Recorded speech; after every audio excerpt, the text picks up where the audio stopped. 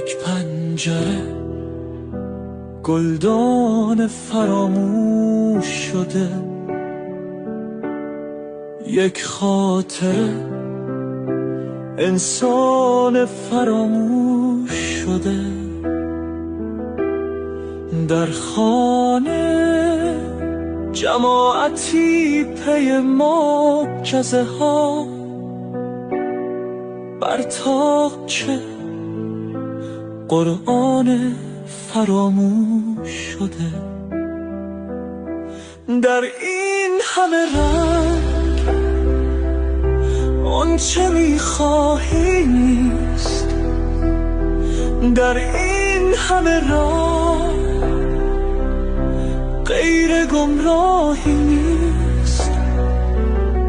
در شهر خیابان به خیابان گشتم،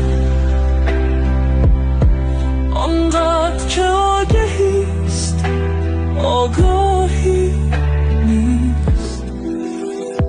آن مست همیشه با حیات چشم تو بود،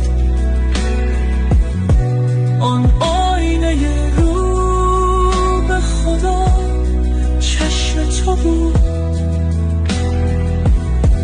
دنیا همه شعر است به چشمم، اما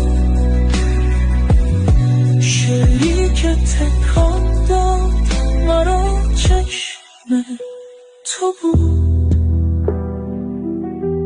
ما سینه زدیم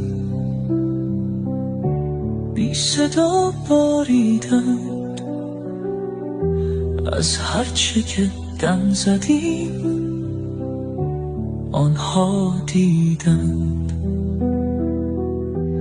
ما مدعیان صف اول بودیم، از آخر مجلس شهدا را چیدند.